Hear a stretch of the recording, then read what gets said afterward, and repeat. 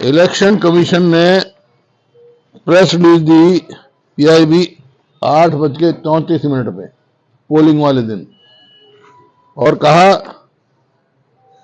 Vote polling है 61.19%, 61.19%।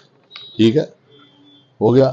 फिर 5 तारीख को 8:14 पे कहा कि 6 तारीख को 5 को कहा, 6 को सुबह 8:14 पे कहा नहीं, वोट पड़ी है 65.65%।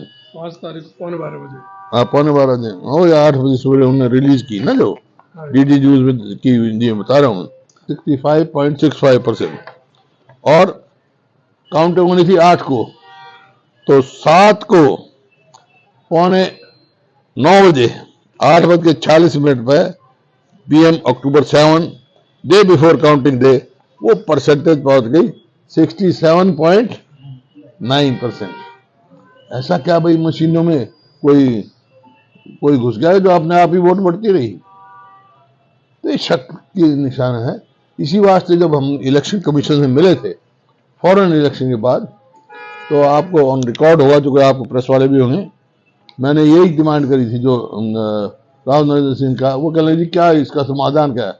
मैं एक ही समाधान है, आज इलेक्शन बैलेट पे करा लो, रिजल्ट आ जाएगा। उस टाइम भी की।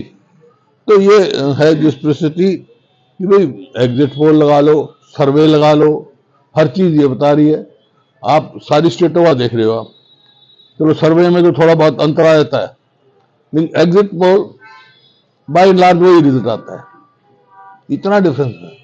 तो ये जो रातों रात वोट बढ़ गई, कहां से कैसे बढ़ गई भाई इतनी वोट?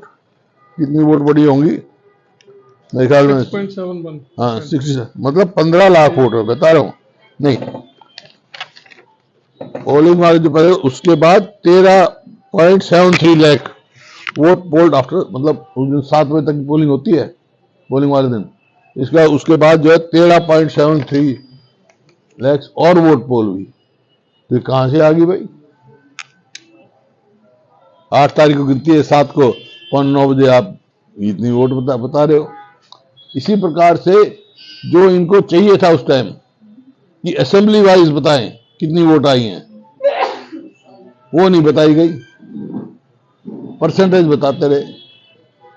अगर आप सारे एनालिसिस का करोगे असेंबली वाइज तो आपको पता लग जाएगा कहाँ कैसा है। एवरेज 15,175 एक असेंबली में बढ़ा। एवरेज जो है 15,000 वोट एक असेंबली बढ़ी है, जो मैंने बताया।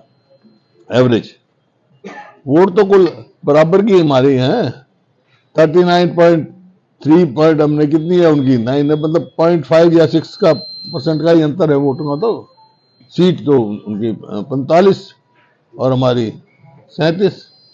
तो ये बड़ा गंभीर मामला है। ये सवाल इस बात का नहीं है हरियाणा की सरकार ने मनी, कोई बात नहीं, ये तो देश का सवाल है, ये तो संविधान का सवाल है। जिस संविधान ने हमारे को वोट का अधिकार दिया, ये अधिकार दिया कि इस वोट से सरकार बनेगी, जनहित के काम करेंगे। जब यही नहीं बना पाएंगे तो प्रजातंत्र कैसे रहेगी?